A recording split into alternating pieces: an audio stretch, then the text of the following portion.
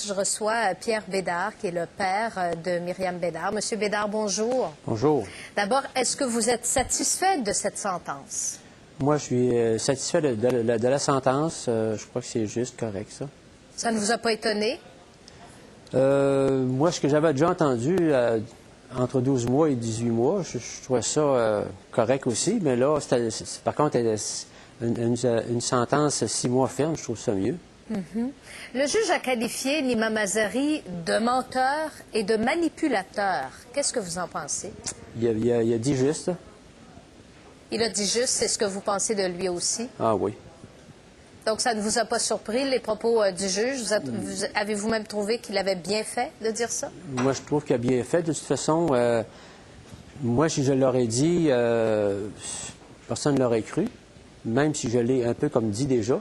Mais là, venant d'un juge, j'aime mieux que ce soit de lui, que ça vienne de lui. À ce moment-là, je crois que lui, il a tout vu aller l'affaire durant le procès. Fait que je pense qu'il pouvait juger bon de dire ça de cette façon-là. Puis je pense qu'il ne se trompe pas. Parce que vous-même, qu'est-ce que vous pensez de Nima Mazari? Ben moi, je répéterai la même chose que le juge a dit. Il a toujours nié, Nima Mazari, avoir commis ce crime-là. Qu'est-ce que vous pensez de ces explications? Ah, c'est sûr qu'il nie tout. De toute façon, il nie toujours tout. Fait que c'est pas pire de continuer à nier qu'il ait enlevé les tableaux. Puis, par contre, qu'ils disent qu'il n'a jamais vu ça. Déjà, j'ai entendu ça ce matin, qu'il a déjà dit que les tableaux avaient été transportés ou que s'il y a eu des transports de tableaux, ça a été Myriam qui a transporté les tableaux. Puis, s'il y a eu des choses qui se sont passées, c'est toute Myriam. Mais moi, je peux vous affirmer que les tableaux, quand je suis allé les porter avec ma conjointe, c'est lui-même, Mazari, qui les a débarqués de mon auto pour les rentrer dans la maison à Lévis. Il y en avait entre 15 et 20, là.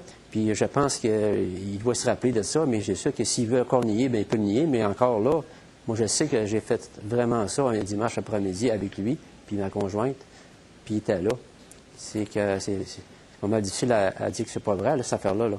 Parce que dans une entrevue accordée à Claude Poirier avant de recevoir sa sentence ce matin, Nima Mazari a expliqué qu'au départ, il n'était nullement impliqué dans cette histoire-là, puisque le dossier était contre sa conjointe, Myriam Bédard. Avez-vous l'impression qu'il veut se disculper en accusant votre fille? Ça a toujours été sa façon de faire les mauvais coups par les autres. Puis lui, il va toujours avoir l'image comme un personnage qui est correct, là, mais moi, je sais très bien que c'est lui qui est en dessous de ça, mais en tout cas, même de toute façon, le procès a prouvé par les jurys que c'était lui qui était coupable. Ça fait que je ne vois pas pour comment ça qu'il peut dire aujourd'hui que c'est Myriam qui a tout fait de l'affaire, là. En tant que père de Myriam Bédard, est-ce que ça vous choque tout ça quand vous entendez des propos semblables? Oui, ça me choque beaucoup. Puis en plus, avec tous les propos qu'il y a eu envers ma famille, c'est pas juste que je me suis pas défendu là-dessus venant de lui. Je me suis dit, ça donne rien. De toute façon, il est juste bon pour compter des mensonges puis faire du mal. J'ai pas réagi là-dessus, mais je peux vous dire que c'est méchant qu'est-ce qu'il a fait avec nous autres. Là. Moi, je vous dis, il mérite pas ben de... ça ne mérite pas. Je ne veux pas venir ami de ce personnage-là. Ouais. Avez-vous parlé à votre Myriam depuis le prononcé de la sentence? Non, jamais. Ça fait très longtemps que je ne lui ai pas parlé. Avez-vous tenté de reprendre contact depuis que vos chemins se sont un peu séparés? Non. J'ai déjà essayé il y a quelques années, puis j'ai abandonné parce que je me suis dit... elle est libre de faire ce qu'elle veut, puis je veux dire, moi, je ne veux pas forcer personne. J'aime mieux garder ça comme... moi, c'est que vivre et laisser vivre, c'est comme ça que j'aime ça. J'aime ça vivre de cette façon-là, laisser les gens vivre, puis quand ils sont prêts à faire quelque chose, bien qu'ils le fassent. Moi, je veux pas avancer les choses comme... je veux pas précipiter les choses, là. Quand elle sera prête, si elle veut revenir, moi, je l'attends toujours. La famille l'attend toujours aussi. Croyez-vous que cette sentence-là va ouvrir les yeux à votre fille si, comme plusieurs le prétendent, elle est sous le joug de cet homme?